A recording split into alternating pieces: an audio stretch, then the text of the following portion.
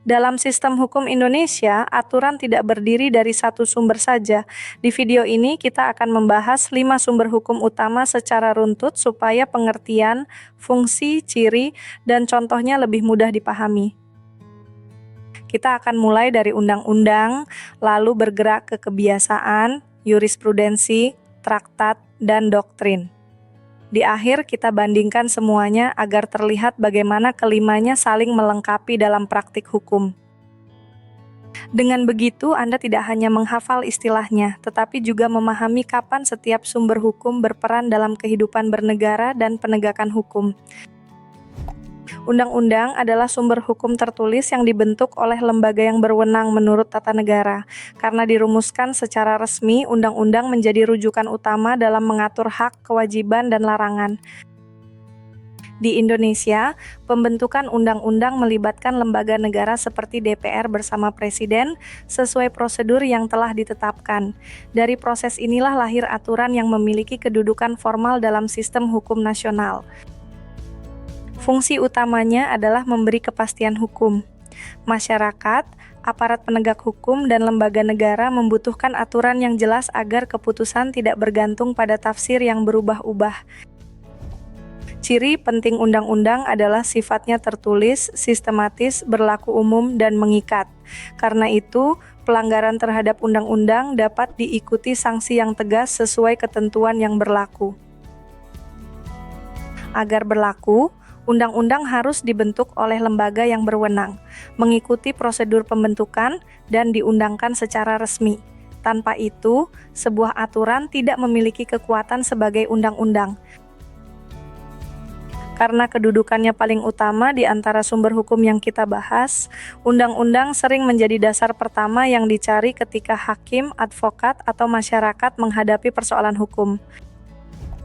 Contohnya dapat kita lihat pada UUD 1945 sebagai dasar konstitusional KUHP dalam hukum pidana dan Undang-Undang Kewarganegaraan yang mengatur status kewarganegaraan seseorang. Jadi ketika kita berbicara tentang sumber hukum yang paling formal, paling pasti, dan paling langsung mengikat, undang-undang menempati posisi sentral dalam sistem hukum Indonesia. Berbeda dari undang-undang, kebiasaan adalah sumber hukum tidak tertulis yang tumbuh dari praktik yang terus-menerus dilakukan dalam masyarakat. Ia lahir dari kehidupan sosial, bukan dari naskah resmi negara. Sebuah kebiasaan tidak otomatis menjadi hukum. Ia baru dipandang sebagai hukum ketika diterima secara umum, dijalankan berulang dalam waktu lama, dan dianggap patut untuk ditaati. Disinilah fungsi kebiasaan terlihat. Kebiasaan membantu mengatur hubungan sosial pada bidang yang kadang belum dirinci sepenuhnya oleh aturan tertulis. Ciri kebiasaan sebagai sumber hukum terletak pada sifatnya yang hidup, berkembang, dan melekat pada kesadaran masyarakat. Karena berasal dari praktik bersama, kekuatannya bertumpu pada penerimaan sosial. Namun ada batas penting. Kebiasaan tidak boleh bertentangan dengan undang-undang atau prinsip hukum yang lebih tinggi. Jika bertentangan, yang didahulukan tetap aturan hukum yang formal. Contohnya dapat kita temukan dalam hukum adat di berbagai daerah seperti waris adat Minangkabau, hukum adat Bali, dan praktik pernikahan adat Jawa yang memiliki tata cara serta makna normatif tersendiri. Karena itu, kebiasaan menunjukkan bahwa hukum bukan hanya hadir dalam pasal-pasal tertulis, tetapi juga hidup dalam pola perilaku masyarakat yang terus diakui dan dipelihara. Jurisprudensi adalah putusan pengadilan yang telah berkekuatan hukum tetap dan kemudian dijadikan pedoman dalam perkara sejenis. Melalui jurisprudensi, penegakan hukum memperoleh arah ketika aturan tertulis belum cukup jelas. Peran penting jurisprudensi terlihat saat hakim perlu mengisi kekosongan hukum atau menafsirkan norma yang masih umum. Dengan melihat putusan sebelumnya, konsistensi putusan bisa lebih terjaga. Jadi, meskipun tidak sama dengan undang-undang, jurisprudensi membantu membentuk arah penerapan hukum di pengadilan dan sering menjadi rujukan penting bagi para praktisi hukum. Sekarang kita beralih ke traktat. Traktat adalah perjanjian internasional yang dibuat dan disepakati oleh negara-negara peserta, lalu mengikat mereka sesuai isi kesepakatan tersebut. Fungsi traktat adalah mengatur hubungan antar negara dalam bidang tertentu, seperti kerja sama kawasan, perdagangan, keamanan, atau perlindungan hak asasi manusia. Karena itu, traktat memperluas sumber hukum melampaui batas nasional. Contohnya dapat berupa Traktat ASEAN, Perjanjian Perdagangan Internasional, dan berbagai konvensi hak asasi manusia yang diikuti negara peserta. Dalam konteks tertentu, isi traktat juga memengaruhi hukum nasional.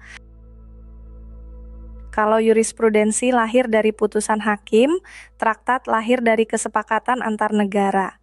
Keduanya menunjukkan bahwa hukum berkembang bukan hanya dari pasal tertulis nasional, tetapi juga dari praktik peradilan dan hubungan internasional.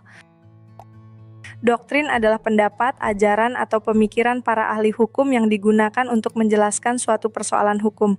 Doktrin tidak lahir dari lembaga pembentuk undang-undang atau putusan pengadilan, melainkan dari kajian ilmiah. Dalam praktik, doktrin membantu memberi kerangka berpikir. Ketika norma masih terbuka untuk ditafsirkan, pendapat ahli sering dipakai untuk memperjelas makna dan arah penerapan hukum.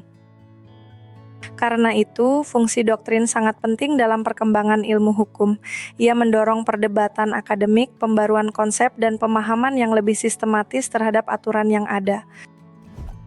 Ciri utama doktrin adalah sifatnya argumentatif, ilmiah, dan persuasif. Kekuatan doktrin terletak pada kualitas penalarannya, bukan pada daya ikat formal seperti undang-undang. Itulah sebabnya doktrin disebut sebagai sumber hukum pelengkap. Ia tidak mengikat secara formal, tetapi dapat sangat berpengaruh dalam membentuk cara hakim, akademisi, dan praktisi memahami hukum. Dalam konteks Indonesia, tokoh seperti Soepomo dan Mochtar Kusumaatmadja sering disebut karena pemikirannya memberi sumbangan besar pada perkembangan konsep dan studi hukum nasional. Jadi doktrin menunjukkan bahwa hukum tidak hanya dibentuk dan diterapkan, tetapi juga dipikirkan, dikritisi, dan dikembangkan terus-menerus melalui ilmu pengetahuan hukum. Sekarang mari kita bandingkan kelima sumber hukum ini agar perbedaannya terlihat lebih jelas. Kita akan melihat bentuknya, siapa yang membentuknya, bagaimana statusnya, dan contoh konkretnya. Undang-undang berbentuk tertulis, dibentuk oleh lembaga negara yang berwenang, dan mengikat secara formal. Contohnya adalah UUD 1945, KUHP, serta Undang-Undang Kewarganegaraan. Kebiasaan berbentuk tidak tertulis, lahir dari praktik masyarakat, dan berlaku ketika diterima umum serta tidak bertentangan dengan hukum yang lebih tinggi. Contohnya tampak pada berbagai hukum adat di Indonesia.